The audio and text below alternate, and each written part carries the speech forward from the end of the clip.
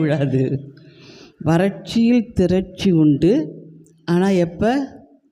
துதிசெயன் என் ஆத்துமாவை திருப்தி செய்வார்.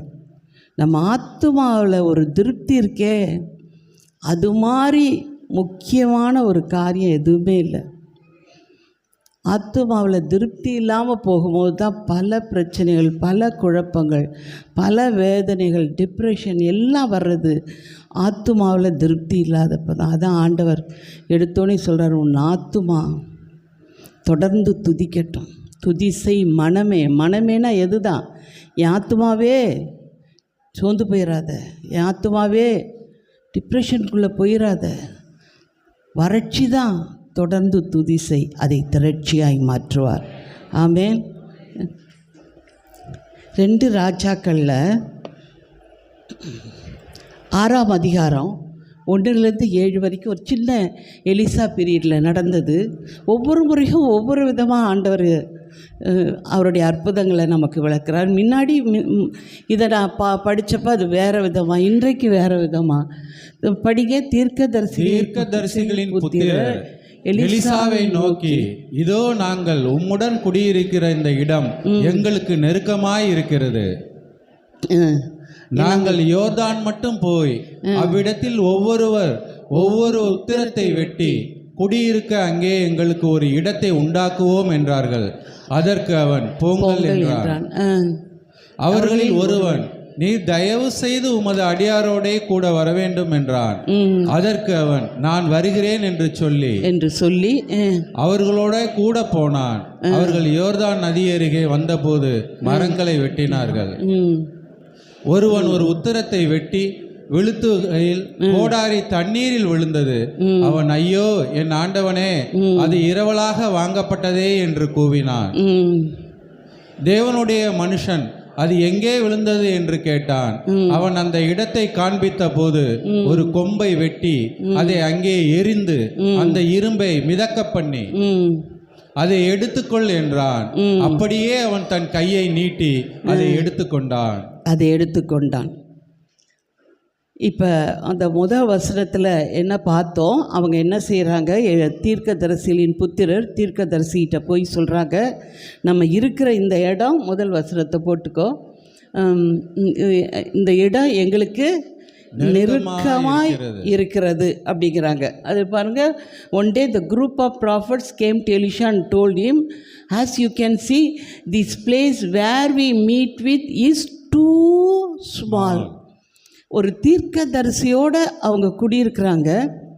எப்போல்லாம் அவங்களுக்கு டீச் பண்ணிகிட்டே இருக்கிறார், தேவனை குறித்து அந்த காரியங்களை சொல்லி கொடுக்குறாரு, அவரோடையே இருக்கிறாங்க. எப்பெல்லாம் பரிசுத்த ஆவியானவர் எலிசா மேலே வந்து அந்த அபிஷேகத்தில் அவர் பேசும்பொழுதெல்லாம் அந்த அபிஷேகம் அந்த இடத்தையே நிறைக்கும். அப்போ இந்த தீர்க்கதரிசிகளின் புத்திரர்களும் அந்த அபிஷேகத்தில் நிறையிறாங்க. அவங்களும் அந்த தீர்க்கதரிசனம் சொல்லுகிற காரியங்களில் வளர்கிறாங்க. இப்படி ஒரு தேவ பிரசன்னம், தேவ ஊழியக்காரனோடு இருக்கும்போது இந்த இடம், நெருக்கடி, இதெல்லாம் மனசில் என்ன செய்யாது? தோணவே தோணாது. எப்படி இருந்தானே நெருக்கிக்கிட்டாவது தீர்க்கதரிசியோடு என்ன செஞ்சிடலாம், இருக்கலான்னு தான் வரும். அந்த சுனேமியால் அந்த எலிசா வீட்டில் இருக்கிறதுக்காக டேபிள் போட்டு அதை போட்டு, உனக்கு என்ன குறைனா, எனக்கு ஒன்றுமே குழந்தையே இல்லை அவளுக்கு, சுனேமியாளுக்கு. ஆனால் அவள் சொல்லுவாள், எனக்கு ஒன்றுமே குறையில்லை. ஏன்னா ஒரு தீர்க்கதரிசி இருக்கிறது, அந்த பிரசன்னத்தில் கூட இருக்கிறதே அவளுக்கு என்ன சந்தோஷம். ஆனால் இவங்களுக்கு எப்படி? அவங்களுக்கு என்ன செய்கிறாங்க? அவங்களுக்கு ஒரு திருப்தி இல்லை. என்னடா இந்த இடம், this place where we meet with you is too small. இந்த இடம் ரொம்ப நெருக்கமாக இருக்குது. அதனால் ஒரு நாள் என்ன சார், 2ஆம் வசனத்தில் பாருங்கள், நாங்கள் யோர்தான் மட்டும் போய் அவ்விடத்தில் ஒவ்வொரு உத்திரத்தை வெட்டி குடியிருக்க அங்கே எங்களுக்கு ஒரு இடத்தை உண்டாக்குவோம் என்றார்கள். அதற்கு அவன், போங்கள் என்றான். அவங்க சொல்கிறாங்க, சரி அப்போ நம்ம போய் அந்த யோர்தான் வரைக்கும் போய் வெட்டி நல்லா பெரிய இடமா நல்லா இது பண்ணுவோமே அப்படின்றாங்க. அவங்க வந்து அதை எலிசா அதை சொல்லலை. எப்போ போய் எல்லாம் போய் பெரிய இடமா கட்டுங்கப்பா, நம்ம பெரிய இடத்துல போவோம் அப்படின்னு ஒரு தலைவன்கிட்டேருந்து அந்த உத்தரவு வரல, தலைவன்கிட்டேருந்து அந்த யோசனை வரல. அவங்களுக்குள்ளேயே பேசியிருக்காங்க. என்னடா இவர் பாட்டுக்கு இப்படி இருக்கிறார், இவ்வளோ நெருக்கமாக இருக்குது, ஒருத்தன் பாத்ரூம் போனால் ஒருத்தன் வெயிட் பண்ண வேண்டியிருக்கு, என்னடா இது பிரச்சனை, துண்டை காய போட போனால் ஏன் துண்டு காய போடட்டும், அப்புறம் நீ காய போடுங்கிறான், இடமே பத்தலை, படுக்கிறதுக்கு ஒருத்தன் கால் ஒருத்தன் தலையில் படுத்துட்டு கிடக்குறோம். இதையே என்ன செஞ்சுருப்பாங்க, பேசிகிட்டு இருப்பாங்க. அன்றைக்கி ஆண்டவர் என்ன பேசினார், ஆண்டவர் என்னோட எல்லாம் இடைப்பட்டார். அந்த காரியங்களை காட்டிலும் அவங்க எந்த காரியங்களை பேசியிருப்பாங்க, இந்த குறைகளை, ஒரு திருப்தி இல்லாத ஒரு தன்மை, அவங்க ஆத்துமாவில் என்ன இல்லை, திருப்தி இல்லை. அதனால் அவங்க இதை எப்போ திருப்தி இல்லையோ குறை பெருசாக தெரியும். அப்போ குறைகளை பின்னாடி பேசிட்டு ஒரு நாள் கேட்டுருவோப்பா, ஒருத்தனுக்கு தைரியம் வந்துருச்சு, தலைவனாவது இளைவனாவது, தலைவனை போய் நம்ம என்ன செஞ்சிடலாம், நான் கேட்குறேன்ப்பா, இந்த இடம் பத்தலை, வேறு பெரிய இடத்துக்கு என்ன செய்யலாம் போகலான்னு போய் தைரியமாக ஒருத்தர் கேட்டார். இந்த இடம் பத்தலை, வேறு இடத்துக்கு போகலான். எலிசா பார்த்துருப்பார் மேலேயும் கீழியும். சரி, நீ கேட்கல, உன் பின்னாடி என்ன இருக்குது, ஒரு கூட்டமே இருக்குது, இந்த இடம் திருப்தி இல்லாமல் என் கூட உக்காந்துருக்கிற ஒரு கூட்டமே இருக்குது, சரி பரவாயில்ல போங்க அப்படின்ட்டார். எப்பொழுதுமே ஆண்டவர் என்ன செய்ய மாட்டார், நம்மளை பிடிச்சி இதை தான் செய்யணும், அதைத்தான் போகணும் அப்படின்னு புல் பண்ண மாட்டார். அதான் எப்பொழுதுமே அவர் சொல்கிறாரு, ஆசீர்வாதத்தையும் ஓ வில், என் ஆத்துமாவில் ஒரு வில் கொடுத்துருக்கிறார், எது நன்மை தீமைன்னு என் ஆத்துமா அறியும்படியாக, அந்த மனசாட்சி அறியும்படியாக என் மனசில் ஒரு இது இருக்குது. ஆனால் ஏன் இண்டிபெண்ட்டாக என் மனசாட்சி அதை தீர்மானிக்காதபடிக்கு என் ஆவியில் இருக்கிற ஆவியானவர் இது நல்லது அது கெட்டதுன்னு அவர் சொல்ல ஆசையாக இருக்கிறார். அதனால தான் அவர் சொல்கிறாரு, நன்மை தீமை அறிகிற கனிக்கு நீ போக வேண்டாம், நீ ஓ இஷ்டப்படி நன்மை தீமை எதுன்னு அறிய வேண்டாம், உனக்குள்ளே இருக்கிற என்னுடைய ஆவியானவர் என்ன செய்வார், எது நன்மை எது தீமைன்னு உனக்கு என்ன செய்வார், காட்டுவாருன்னார். இவங்க பார்த்தாங்க, பிசாசு சொன்னான், நீயே தேவரை போல் இருப்ப, ஏன் தேவன் தான் உனக்கு நன்மை தீமை காட்டணுமா, நீ சாப்பிட்ட நீங்கள் தேவர்களைப் போல் இருக்கும்போதே உங்களுக்கே என்ன தெரியும், நன்மை தீமை என்னன்னு தெரியும், எது வழி சரியான வழி எப்படி போகணுங்கிறது உங்களுக்கே தெரியும். இதுக்கு ஏன் நீங்கள் ஹோலி ஸ்பிரிட்டை ஆண்டவரை டிபெண்ட் பண்ணணும், இதை சாப்பிடுகின்றனையும் இண்டிபெண்ட்டாக டிசைட் பண்ணும்படியாய் அவர்கள் பரிசுத்த ஆவியானவருக்கு கீழே அந்த கண்ட்ரோலுக்குள்ளே இருந்து இதுதான் வழின்னு சொல்லி அதில் நடக்க அவங்களுக்கு இஷ்டம் இல்லை. எப்பொழுதுமே ஆண்டவர் என்ன செய்கிறார், அதனால் ஒரு தலைவனை வைப்பார். எந்த இடத்துலையும் பார்த்தீங்கன்னா ஒரு தலைவனை வைத்து அவனுக்கு கீழே அவர்களை நடத்துவார். அந்த தலைவனுக்கு ஒரு ஞானத்தை கொடுத்து அந்த தலைவன் மூலம் ஆண்டவர் பேசுவார். மோசே மூலம் பேசினார், அவர் மோசேட்ட மூலம் அந்த ஜடங்களோடு பேசினார். அப்படி எலியா மூலம் அவங்களோட பேசுகிறார். எப்பொழுதுமே ஆண்டவர் ஒரு நடத்தும்படியாய், எத்தனையோ 12 சீஷர்கள் இருந்தாங்க, அவருக்கு இருதயத்துக்கு ஏற்ற ஜானும் இருந்தார். ஆனாலும் பேதுருவை என்ன செய்கிறாரு ஆண்டவர், என்ன செய்கிறாரு, அவரை தலைவராக்குறார். கேட்குறீங்க தானே, தூங்கிலையே, தலைவராக்குறார். அப்போ ஆண்டவர் ஏன் அப்படி ஒருத்தரை தலைவராக்குறாருன்னா அதுதான் டிசிப்ளின் ஆஃப் காட். ஆண்டவர் சகலத்தையும் என்ன செய்வார், ஒழுங்கும் கிரமமுமாய் நடத்துவார். பகலையால் சூரியன், இரவையால் சந்திரன், இது எல்லாத்தையும் மிக்ஸ் பண்ண மாட்டார். இது இங்கே தான் இருக்கணும், அது அங்கே தான் இருக்கணும், பூமி இப்படி தான் சுற்றணும், சகலத்தையும் ஒழுங்குக்கிறோம். அதனால் அவ்வளோ பெரிய ஜனங்களை விடுதலை பண்ணாலும் அவங்க இஷ்டம் போல் நீ எல்லாம் போங்கன்னு சொல்லலை.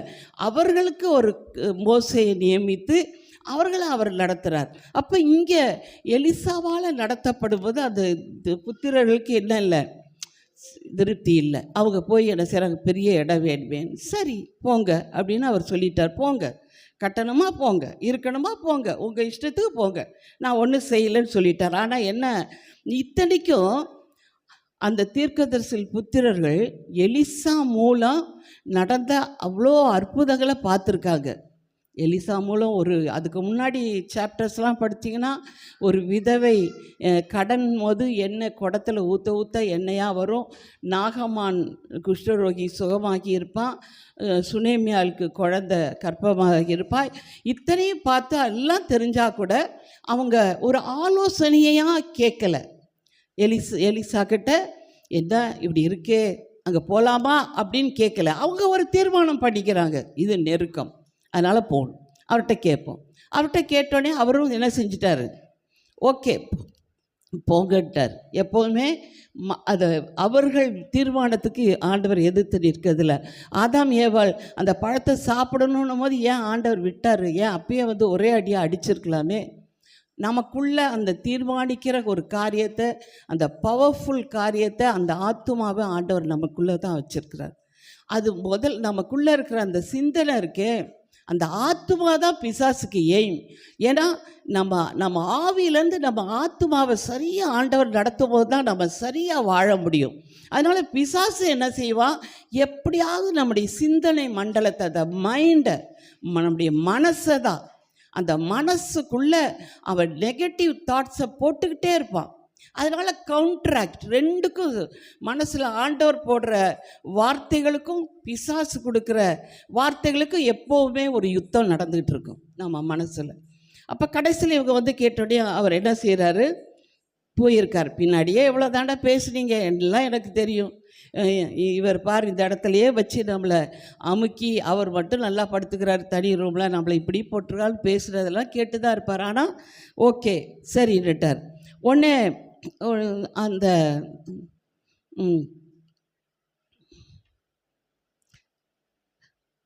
அப்போ ஒருத்தர் சொல்கிறான், என்ன சொல்கிறான், அடுத்தது படிங்க. அவர்களில் ஒருவன், நீர் தயவு செய்து உமது அடியாரோடே கூட வர வேண்டும் என்றான். அதற்கு அவன், நான் வருகிறேன் என்று சொல்லி. ஆனால் அதில் ஒருத்தனுக்கு நம்ம தலைவலி இல்லாமல் போகக்கூடாதுன்ற எண்ணம் வந்துச்சு. ஆமென். அதனால் அந்த ஒருத்தன் என்ன செய்கிறான், நீங்களும் எங்களோட வரணுமே. மற்றவன் கேட்கல, அதில் ஒருவன் தான் போட்டிருக்கு. என்னன்னு போட்டிருக்கு, ஒருவன் கேட்குறான். அந்த ஒருத்தனுக்கு தான், ஆஹா லீடர் இல்லாமல் நம்ம போனோம்னா மேய்ப்பன் இல்லாத ஆடுகளைப் போல சிதறி போவோம் அப்படிங்கிற எண்ணம் அவனுக்கு தெரியுது. அதனால் அவன் என்ன செய்கிறான், கூட வர வேண்டும் அப்படின்னு சொல்லி கேட்குறான்.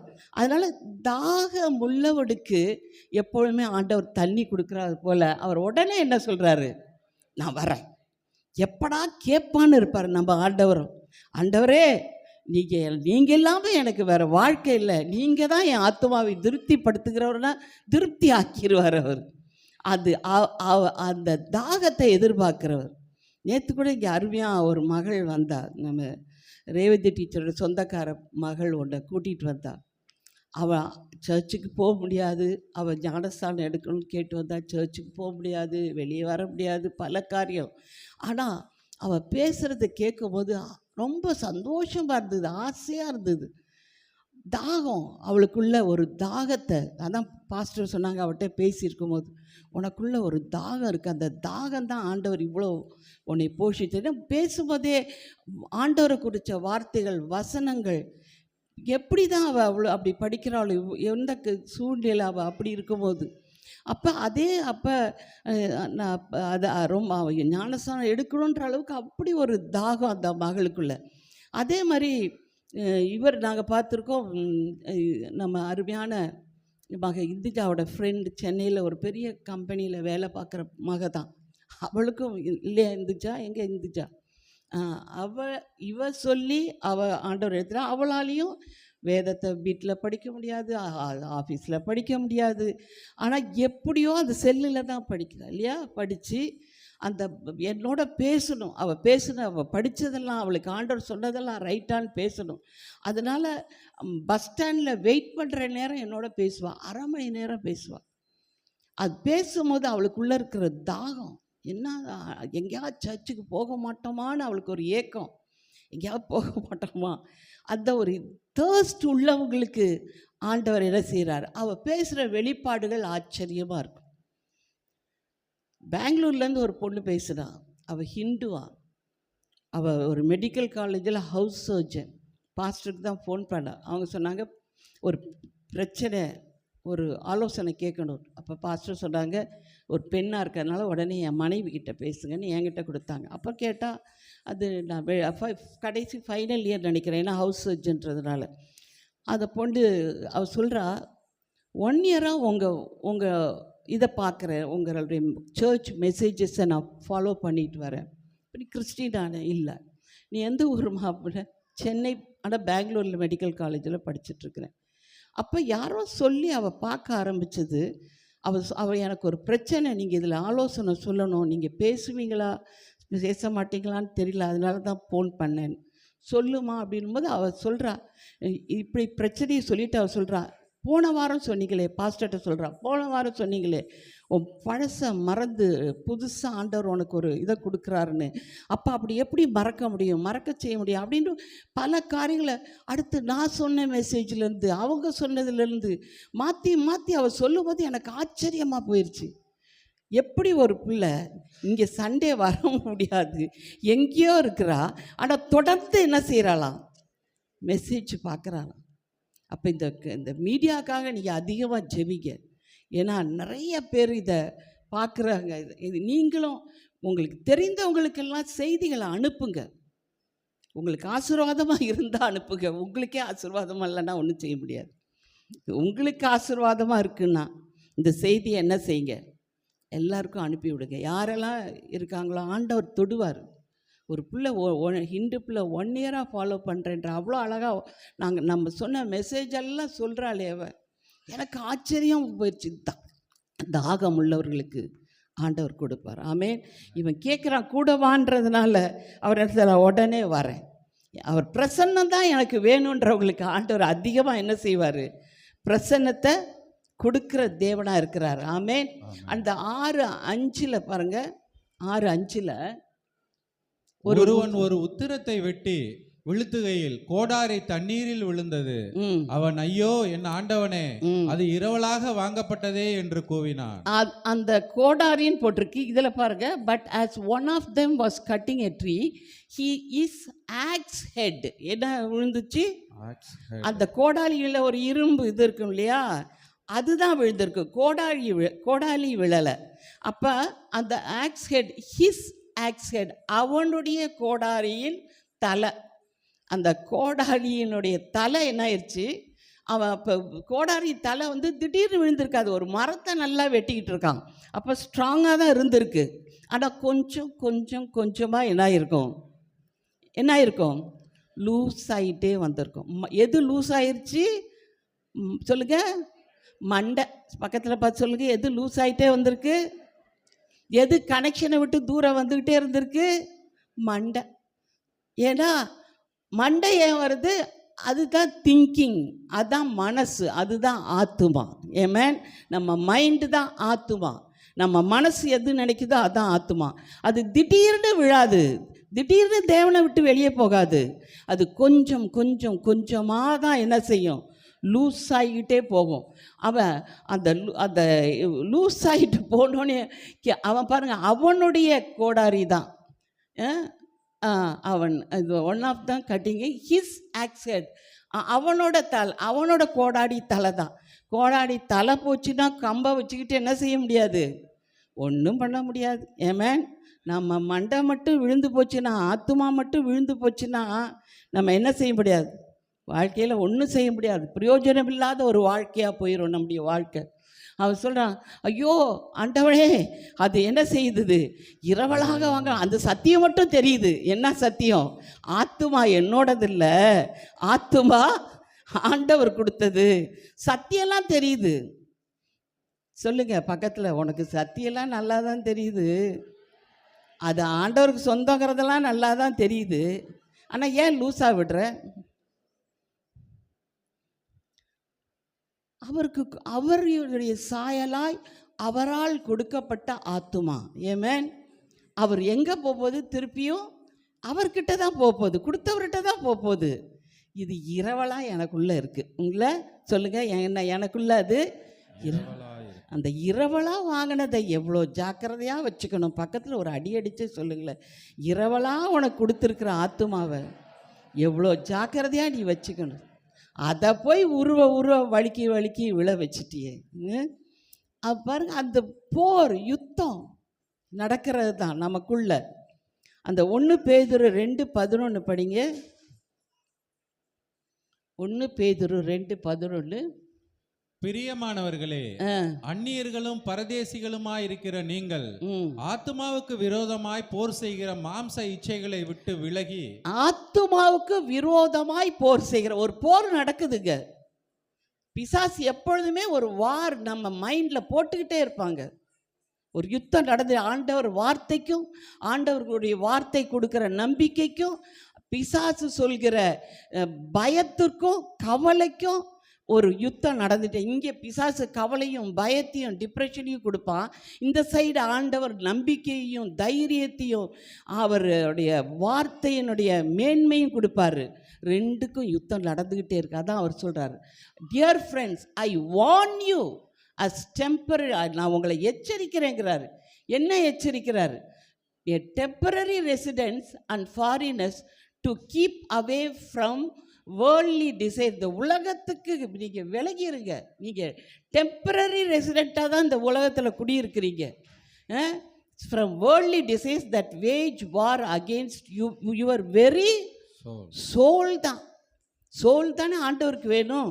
அதனால் அந்த சோல் அவன் கீழே கொண்டு போகிறதுக்கு என்ன, இறந்த பிற்பாடு எத்தனை அவரோட ஆத்துமா பரலோகத்துக்கு போகணுன்னாலும் போக முடியாதுங்க.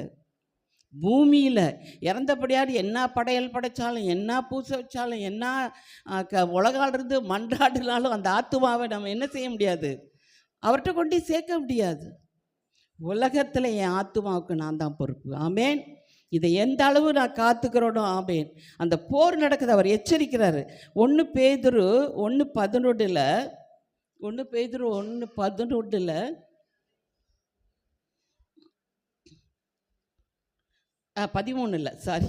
13 ஆகையால் நீங்கள் உங்கள் மனதின் அறையை கட்டிக்கொண்டு தெளிந்த புத்தியுள்ளவர்களாய் இருந்து இயேசு கிறிஸ்து வெளிப்படும் போது உங்களுக்கு அளிக்கப்படும் கிருபையின் மேல் பூரண நம்பிக்கை உள்ளவர்களாய் இருங்கள். அதான் அவர் இது NLT மாதிரி இருக்கட்டும். So think clearly and exercise self control. அவர் சொல்றார், மனசை கண்ட்ரோல் பண்ணு. அது கிளியர்லி, அதை கிளியராக திங்க் பண்ணு. தெளிந்த புத்தியுடையவராக இருங்கள். உங்கள் மனதை கண்ட்ரோல் பண்ணுங்க. மனதின் அறையை கட்டி கொண்டு லுக் ஃபார்வர்ட் டு அடுத்த இன்னொரு டிரான்ஸ்லேஷனில் போட்டிருக்கோம். கேஜேவியா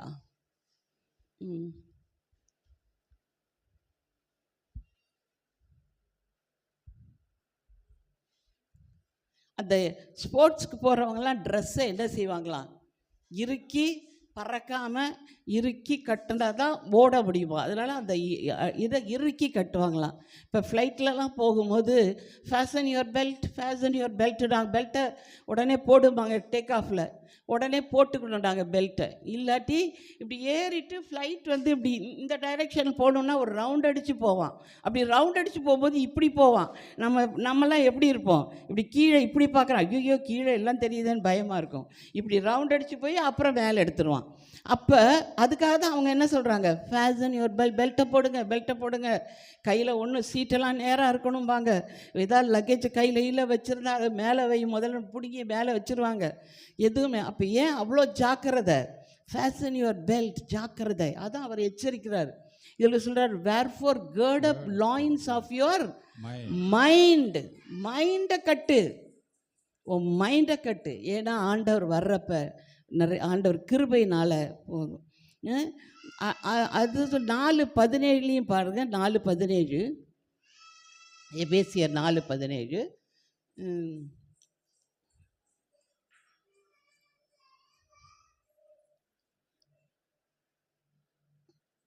டக்குன்னு மாற்ற வரலையா? ஆதலால் கர்த்தருக்குள் நான் உங்களுக்கு சாட்சியாக சொல்லி எச்சரிக்கிறது என்னவெனில், மற்ற புறஜாதிகள் தங்கள் வீணான சிந்தையிலே நடக்கிறது, தங்களுடைய வீணான சிந்தைகளிலே நடக்கிறதை போல நீங்கள் இனி நடவாமல் இருங்கள். அதாவது அவங்களாம் தேவையில்லாத சிந்திச்சுட்டு இருக்காங்க, தேவையில்லாத நினச்சி கவலைப்படுறாங்க, தேவையில்லாத நினச்சி பயப்படுறாங்க. ஆனால் அது மாதிரி நீங்கள் இருக்கக்கூடாதே. அது சொல்கிறேன், உங்கள் மனசு அங்கே இங்கே அலைபாயுதில்ல, அந்த மனசை கட்டுக இறுக்கி. Self control. ஓடாத, பயப்படாத, கவலைப்படாத, நம்பிக்கையாரு. தேவன் பாடணுமே என்ன, உயிரோடு அந்த பாட்டு என்ன, உங்கள் தேவன் உயிரோடு இருக்கிறார். செத்தா போயிட்டார், உன் பக்கத்திலேயே உயிரோடு ஒரு தெய்வம் இருக்கிறாரே, ஏன் பயப்படுற? உன் மனதின் அறையை கட்டு, வீணான சிந்தைக்கு என்ன செய்யாத. எவ்வளோ வேதத்தில் ஆவியானவர் திருப்பி திருப்பி எழுதினாலும் மனசு இங்கேயும் அங்கேயும் அலைபாய்ந்து கட்டப்படாமல் வீணான சிந்தையினால் கவலையும் டிப்ரெஷனும் சோர்வும் நமக்கு வரதான் செய்யுது இல்லையா? அதனால் அவர் ஒன்றேன்னு சொல்லுவார், எபேசியர் 6:17, உங்கள் தலைக்கு ஒரு ஹெல்மெட்டை போட்டுக்கோங்கன்னு சொல்வார். நீங்கள் ஹெல்மெட்டை போடாமல் வெளியே எப்படி போலீஸ், ஏன் அவ்வளோதான் ஹெல்மெட் போடாமல் போகக்கூடாதுன்னு ஏன் போலீஸ் சொல்லுது? கீழே விழுந்தால் எது தான் அடிபடும்? முதல்ல மண்டை தான் அடிபடும். மண்டையை மட்டும் காப்பாற்றிட்டா மற்றதெல்லாம் என்ன செஞ்சிடலாம்? பொழைச்சிடலாம். மண்டை போச்சுன்னா எல்லாம் போச்சு. அதனால தான் ஆண்டவர் சொல்வார், மண்டைக்கு ஒரு ஹெல்மெட் போடு. எல்லாம் நிறைய சர்வாயுதம் இருக்கும் சொல்வார். இது இது பேஷன் போட வேண்டாம், என்எல்டியை போட்டு இது என்எல்டியை போட்டு 6:17மா 4:17 சொல்லிட்டேன் நான். 6:17 ரட்சண்யம் என்னும் தலைச்சீராவையும் தேவ வசனமாகிய ஆவியின் பட்டயத்தையும் எடுத்துக்கொள்ளுங்கள். அவர் சொல்வாரு, put on salvation as your helmet. Salvation, நீங்க ரட்சிக்கப்பட்டிருக்கிறதுனால நீங்க யாரு? நீங்க அவருடைய பிள்ளை.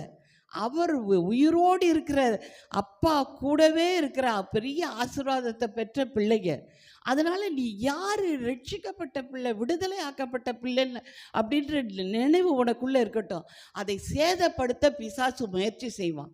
உனக்கு யாருமே இல்லை, நீ அனாதை. அவர் சொல்லுவார்ல, நீ இனி ஆர்ஃபன்ஸ் இல்லைம்பார். ஆனால் அவன் ஆர்ஃபன்னு தான் போடுவான். உனக்கு யாரும் இல்லை, உனக்கு கவனிக்க யாரும் இல்லை, உனக்கு அன்பு செலுத்த யாரும் இல்லை, உனக்காக எதுவும் செய்ய யாரும் இல்லை, நீ அனாதைங்கிற தாட்டை தான் அவன் போடுவான். அதனால் அவர் சொல்வார், அவன் தாட்டு உள்ளே வராமல் ஒரு ஹெல்மெட்டை போடியா. Put on salvation as your helmet. Helmet இல்லாமல் போட உன் மண்டை தான் உடையும்.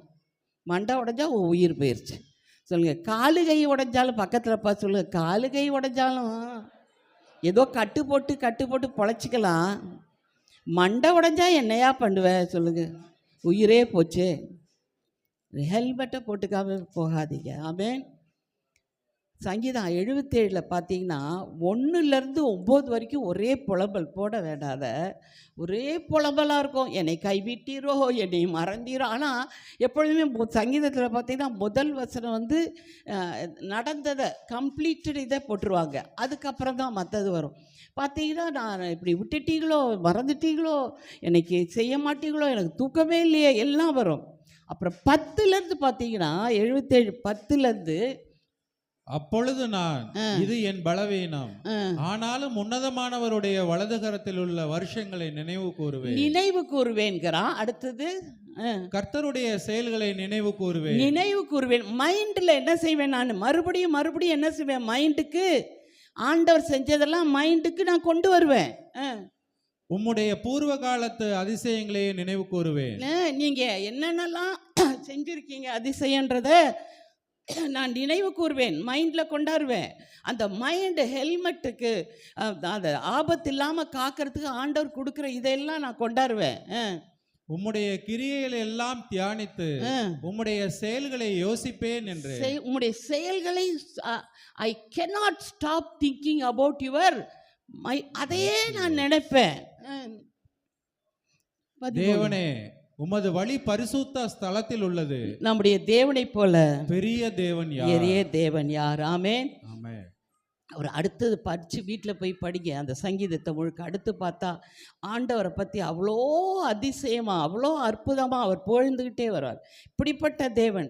கடலில் நீங்கள் வந்தாலே கடலெல்லாம் நடந்து போயிடுவீங்க, அப்படி இப்படின்னு சொல்வார். கடைசியில் 20வது வசனத்தில் சொல்வார், 77:20, மோசே ஆரோன் என்பவர்களின் கையால் உமது ஜனங்களை ஒரு ஆட்டு மந்தையை போல வழி நடத்தினீர். ஆமாம், நீர் வழி நடத்துவேன்னு சொல்லியிருக்கலாம். ஆனால் என்ன, யார் மூலம் வழி நடத்துவீர்ன்றாரு? ஒரு லீடர்ஷிப் கீழே நீர் வழி நடத்துவீர். ஆமேன். ஆண்டவர் அந்த லீடர்ஷிப்பை எல்லா இடத்துலையும் கொண்டு வரவராக இருக்கிறார். ஏன்னா எபிரேயர் 13:17 என்னன்னு போட்டிருக்கு? எபிரேயர் 13:17 உங்களை நடத்துகிறவர்கள் உங்கள் ஆத்துமாக்களுக்காக உத்தரவாதம் பண்ணுகிறவர்களாய் விழித்திருக்கிறவர்களானபடியால். போதும், உங்களை நடத்துகிறவர்கள் உங்கள் ஆத்துமாக்களுக்காக. உங்க ஆத்துமா மெயின் எங்களுக்கு. ஏமே ஒவ்வொரு நாளும் ஒவ்வொருத்தருடைய ஆத்துமா எந்த நிலைமையில் இருக்கிறதுன்னு நாங்கள் கவலைப்படுகிறது மட்டும் இல்லை, அதுக்காக நாங்கள் ஜெபிக்கிறோம். அந்த ஆத்துமாக்களுக்கு உத்தரவாத கடைசியில் ஆண்டவர் எங்களை தான் கேட்பார், இத்தனை ஆத்துமாக்கள் கூட அந்த ஆத்துமாக்கள் எப்படி இருந்துச்சுன்னு சொல்லி. அப்போ அதை கீழே பாருங்க, obey your spiritual leaders and recognise their authority. உங்கள் ஸ்பிரிச்சுவல் லீடர்ஸ்க்கு நீங்கள் ஒபே பண்ணுங்க. Recognise their authority. அவங்க உங்களுக்கு சொல்லுகிற காரியங்களுக்கு என்ன செய்யுங்க? ஒபே பண்ணுங்க. ரெக்கக்னைஸ், அதை அங்கீகரிங்க. For they keep watch over your soul without resting. அவங்க ரெஸ்ட் எடுக்காம உங்கள் ஆத்துமாவுக்காக அவர்கள் உத்தரவாதம் பண்ணுகிறார்கள். அடுத்து பார்த்தீங்கன்னா 2 ராஜாக்கள் 6:6 அவர் கேட்பார், உடனே உழுது போச்சே என் கோடாரி அப்படி இரவல் வாங்கினதே நம்ம கத்தலோடையும். அவர் அந்த 6:6 வசனத்தில் என்ன சொல்றாரு? தேவனுடைய மனுஷன் அது எங்கே விழுந்தது என்று கேட்டான். அவன் அந்த இடத்தை காண்பித்த போது ஒரு கொம்பை வெட்டி அதை அங்கே எரிந்து அந்த இரும்பை மிதக்க பண்ணி. போதும், அவன் எங்கே விழுந்ததுன்னு கேட்கிறா. ஏன் தீர்க்கதரிசிக்கு எல்லாம் தெரியும். ஆனா எப்பொழுதுமே ஆண்டவர் திருப்பையும் அவனுடைய மண்டை ஆண்டவரை விட்டு தூரமாக போயிடுச்சு. மண்டை கனத்ததுனால, அந்த கோடாலி கனத்ததுனால. ஏன்னா அவன் பல காரியங்களை யோசிச்சுக்கிட்டே வெட்டியிருப்பான். ஐயோ இது என்ன நடந்ததோ அது, ஏன்னா அதனால தான் அவனுக்கு கவனம் இல்லை. அப்போ அந்த கோடாரி மண்டை கீழே விழுந்த உடனேயும் அது அந்த தீர்க்கதரிசி கேட்குறாரு, அது எங்கே விழுந்தது? உன் யோசனை எங்கே தவற விட்ட? என்னோட உள்ள ஐக்கியத்தை எந்த நேரத்தில் நீ விட்ட? எப்போ விட்ட? அதை ஆண்டவர் சொல்கிறாரு, யூ ஷுட் ரிப்பெண்ட். நம்ம ஆண்டவர்கிட்ட மனம் திரும்ப, எப்போதுமே திரும்பியும் பழைய நிலைமைக்கு நம்ம வரணும்னா எப்பொழுதுமே நம்முடைய மனம் திரும்புதலை ஆண்டவர் எதிர்பார்ப்பார். அதனால தான் அவர் கேட்குறார், எங்கே விட்ட கோடாரிய? அவன் சொல்கிறான், அதை காமிச்சோன்னே ஒரு கொம்பை வெட்டி. எல்லாத்துக்குமே பரிகாரம் நம்ம ஆண்டவராக இயேசு கிறிஸ்து தான். ஆமென். கல்வாரியில் எல்லாத்துக்குமே பரிகாரம் இருக்குது. நம்முடைய எந்த ஒரு கனத்த இருதயத்தையும் லேசாக்கி மேலே கொண்டு வர நம்முடைய ஆண்டவரால் தான் முடியும். ஆமென். அந்த ஒரே இந்த இரும்பு மேலே மிதந்து வருமா? ஒரு கொம்பை போட்டால், ஒரு சிலுவையினால் என்னுடைய டிப்ரெஷன், சிலுவையில் ஆண்டவர் எனக்கு கொடுத்த ரட்சிப்பை நினைச்சு என் ஆத்துமா சந்தோஷப்பட்டா என் கனத்த இருதயம் லேசாக ஆகிடுமா? பக்கத்தில் பார்த்து கேளுங்களேன், நீங்கள் தான் அவங்க என்ன பதில் சொல்கிறாங்க. ஆயிருமா ஆகாதான்னு சொல்கிறாங்களான்னு பாருங்க. என்ன சொன்னாங்க? ஆகிடுன்னு சொல்கிறாங்களா? லேசாகிடும். ஆமென். எவ்வளோதான் கனத்த இருதயமாக இருந்தாலும் சிலுவையில் ஆண்டவர் எனக்கு கொடுத்த ரட்சிப்பை நான் தியானிச்சா என் மனசு லேசாயிரும். அவருடைய அன்பை நான் நினச்சா, மாறாத அந்த அன்பை நினச்சா, என் ஆண்டவர் இன்னும் உயிரோடு இருக்கிறார் நான் நினச்சேனா அந்த கனமெல்லாம் போய் அது லேசாயிருங்க. ஆண்டவரால் முடியும். ஏமே லேசாக அது மேலே வந்துடுது. அதான் மோசையோட வரும்போது கூட தண்ணி கசக்குதும்பாங்க. ஒரு கொம்பை போட்டோன்னையும் கசந்த மாறா மதுரம் ஆயிற்று. ஆண்டவர் சொல்கிறார், சிலுவையின் ரட்சிப்பை, நமக்கு ஆண்டவர் கொடுத்த அந்த சிலுவையின் ரட்சிப்பை எந்த அளவு என் மனது தியானிக்குதோ, எந்த அளவு நான் தேவனுடைய வார்த்தை வச்சு என் மனதில் தியானிக்கிறோனோ அந்த அளவு என் கசப்பு மாறி மதுரமாகும். அந்த அளவு என் கடத்த இருதயம் லேசாக மாறும். ஆமென். அந்த கடைசியாக 6:7 படிச்சுட்டு முடிப்போம். 6:7 அதை எடுத்துக்கொள் என்றான். அப்படியே அவன் தன் கையை நீட்டி அதை எடுத்துக்கொண்டான். அதை எடுத்துக்கொள் என்றான். அவன் தன் கையை, ஏன் அதை எடுத்து தான் கொடுக்கக்கூடாது அவர் தீர்க்கதரிசி? therefore he said pick it up for yourself. நீ தான் ஏன் எடுக்கணுங்கிறான். அவன் எப்படி சொல்கிறான்? நான் எடுத்து தர மாட்டேன், உனக்கு வழியை காமிச்சிட்டேன், வார்த்தையை சொல்லிட்டேன், ஆனாலும் நீ ஏன் எனக்கு எடுத்து கொடுக்கல அப்படின்னு தீர்க்கதரிசிகிட்ட நீ கேட்காத, நீ தான் எடுக்கணும். விழுந்த எங்கேருந்து விழுந்தியோ நீ தான் ரிப்பெண்ட் ஆகணும். நீ தான் என்ன செய்யணும்? அதை தூக்கி மேலே எடுக்கணும். ஆண்டவர் நம்ம கையில் தான் அதை கொடுக்குறாரு. Amen. Take it for yourself. So he reached out his hand and took it. அந்த விழுந்த கோடாளி திருப்பவும் மேலே அவனுக்கு கொடுக்கப்பட்டது. ஆமென். எனக்கு இந்த சங்கீதம் 63 ரொம்ப பிடிக்கும். அந்த ஹெட்டிங் படித்து ஹெட்டிங் வராதில்ல இதில், ஹெட்டிங்கை படித்து பார்த்தீங்கன்னா ஒரு இதில் போட்டிருக்கோம், joy in the fellowship of God அந்த வில்டர்னஸ்லன்னு போட்டிருக்கோம். A psalm of David regarding a time. இந்த 63 உங்கள் பைபிளில் இருந்தால் படித்து பாருங்களேன். Regarding his time when David was in the wilderness of Judah. வனாந்தரத்தில் இருக்கும்போது பாடினதுன்னு ஆவியானவர் ஏன் எழுதி வைக்கிறாரு? ஏன்னா அவன் அப்படி ஒரு பாட்டை பாடி வச்சிருக்கான்ப்பா. அப்படி ஒரு பாட்டு வனாந்தரத்தில் சொல்கிறான், என் ஆத்துமா உங்கள் மேலேயே தாகமாக இருக்கு ஆண்டவரே, ஏன்யா என்னை அபிஷேகம் பண்ணி நான் பாட்டுக்கு நல்லா ஆடை மேய்ச்சிட்டு நல்லா ஆட்டுக்கறி தின்னுக்கிட்டு நல்லா தானையா இருந்தேன், என்னை அபிஷேகம் பண்ணி உமக்குன்னு பிரித்தெடுத்தேன்னு சொன்னீங்க. ஆனால் எனக்கு இப்போ காட்டுறீங்கள், இதை பாருங்க வனாந்தரத்தில் சோத்துக்கு இல்லாமல் உட்காந்துருக்கேனையா, என்ன ஆசீர்வாதத்தையா நான் பார்த்தேன் அப்படின்னு அவன் சொல்லலை. அவன் என்ன சொல்கிறான், என் ஆத்துமா இன்னும் உண்மையிலேயே தாகமாக இருக்கிறது. அந்த ஒன்றுலேருந்து அது பாருங்க, அடுத்த 2 என் இப்படியே பரிசுத்த ஸ்தலத்தில் உம்மை பார்க்க வல்லமையும் மகிமையும் கண்டேன். ஜீவனை பார்க்கிலும் உமது கிருபை நல்லது, என் உதடுகள் உம்மை துதிக்கும். என் ஜீவனுள்ள மட்டும் நான் உம்மை துதித்து உமது நாமத்தை சொல்லி கையெடுப்பேன். தொடர்ந்து துதி செய் மனமே. அடுத்தது, நினத்தையும் கொழுப்பையும் உண்டது போல என் ஆத்துமா திருப்தியாகும். You satisfy me more than the richest feast. பா, இப்படி ஒரு richest feast எனக்கு கொடுக்குறீங்களே. எந்த இடத்துல கொடுக்குறாரா? வனாந்தரத்தில் ஃபீஸ்டாக கொடுக்குறாரு, சோத்துக்கே இல்லை. ஆனால் அவன் சொல்கிறான், உங்களுடைய பிரசனம் என்னை சூழ்ந்திருக்கையா, வனாந்தரத்தில் கூட நீங்கள் கூட தான் உயிரோடு இருக்கிறவரா என் கூட தான்யா இருக்கிறீங்க. அதனால் அதுதான் எனக்கு ரிச்சஸ்ட் ஃபீஸ்ட். எனக்கு உலகத்தில் கிடைக்கிற ஆசீர்வாதமும் சாப்பாடும் அது ரிச்சஸ்ட் இல்லைங்கிறான். எப்படி? அதனால தான் அவர் சொல்கிறார், இவன் என் இருதயத்துக்கு ஏற்றவன்றார். நீங்களும் நான் அவங்க இருதயத்துக்கு ஏற்றவர்களாக இருக்கணுமா? எப்படி இருக்கணும் தெரியும். அடுத்து பாருங்க, என் படுக்கையின் மேல் நான் உம்மை நினைக்கும் போது ராஜாமங்களில் உம்மை தியானிக்கிறேன். அப்போ கூட நான் தியானிக்கிறேன்னு போட்டிருக்கு. அதை இன்னும் எக்ஸ்பிளைன் பண்ணனா நிறையா இருக்குது, அதெல்லாம் வேணாம். அதை மட்டரிங்க வாயில் உச்சரிச்சுக்கிட்டே இருக்கேன்னு வருமா, அந்த ஹீப்ரூ டிரான்ஸ்லேஷன்லாம் எழுதுதான். எனக்கு துணியார்தலம் செட்டரில் நிழலிலே களி கூறுகிறேன். போதும், நீங்கள் வீட்டில் போய் மிச்சத்தை படிக்க. அப்படியே எழும்பி நின்று, ஆண்டவரே என் ஆத்துமாவில் ஒரு யுத்தம் நடக்குது, ஆனாலும் அந்த யுத்தத்தில் எனக்கு ஜெயம்பு கொடுக்குற பலனை நீங்கள் கொடுத்துருக்கீங்க ஆண்டவரே. எனக்குள்ள ஒரு பலனும் கிருபையும் பரிசுத்த ஆவியினால் எனக்கு கொடுக்கப்பட்டிருக்க ஆண்டவரே. அப்பா உமக்கு நன்றி ஆண்டவரே. ஐயோன்னு அலறும்படியான ஒரு சூழ்நிலைக்கு நான் ஒரு நாள் போக மாட்டேன் ஆண்டவரே. ஐயோ நான் கீழே விழுந்துட்டேனே, என் ஆழத்துக்கு போச்சே, நான் சோர்ந்து போயிட்டேனே, நான் டிப்ரெஷனுக்குள்ளே இருக்கேனே, நான் கவலையாக இருக்கேனேன்னு ஒரு நாளும் சொல்ல மாட்டேன் ஆண்டவர்.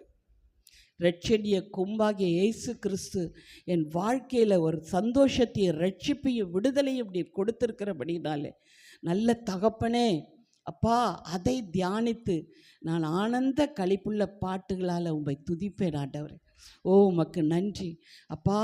ஒரு தலைவனை அவனுக்கு கூட வச்சிங்களே, அவன் அந்த கோடாரி விழுந்தப்போ கூட அதை தூக்கி எடுக்க முடியாய் கூட ஒரு தலைவனை கொடுத்தீங்களே ஆண்டவரே. அதுக்காக உமக்கு நன்றி ஆண்டவரே. இன்றைக்கி அம்மா அப்பாவோட கூட பிள்ளைங்க போகிறதுனா பிள்ளைகளுக்கு பிடிக்காது, ஃப்ரெண்ட்ஸோடு போகிறதுனா பிடிக்கும். ஏன்னா ஃப்ரெண்ட்ஸ் அம்மா அப்பா கண்டிஷன் போடுவாங்க, கட்டுப்பாடு பண்ணுவாங்க. ஆனால் ஃப்ரெண்ட்ஸோடு போகிறது தான் ஜாலியாக இருக்கும், இஷ்டப்படி நடக்கலாம். அதே மாதிரி ஒரு தலைவனுக்கு கீழே இருக்கிறது எப்பொழுதுமே எல்லாருக்கும் கொஞ்சம் கவலை தான். ஆனால் ஆண்டவர் சொல்கிறார், நீ விழுகின்ற நேரங்களிலே ஒரு தலைவன் தான் உன்னை தூக்கி விட முடியும். நீ உன் தலை விழுந்தாலும் அந்த தலைவன் உங்களோடு கூட வந்ததுனால தான் உன்னை தூக்கி விட்டுருக்கிறான். இன்றைக்கு அந்த மோசே ஆரோன் கீழே ஒரு ஆட்டு மந்தையை போல நீர் நடத்தினீர் என்று துதிக்கிறது போல, இன்றைக்கு ஆண்டவர் நம்மளை தனியாக விடலை, ஒரு சபைக்குள்ளே வச்சு நம்மளை நடத்துகிறார். ஒரு தலைமையின் கீழ் வைத்து நமக்கு ஆலோசனைகளை கொடுக்கிறார். நம் ஆத்துமாக்கள் விழுந்து போகாமல் அதுக்கு உத்தரவாதம் பண்ணுகிற தலைவர்களை நமக்கு ஏற்படுத்தியிருக்கிறாரே, அதற்காக நன்றி சொல்வோமா? நன்றி சொல்வோமா?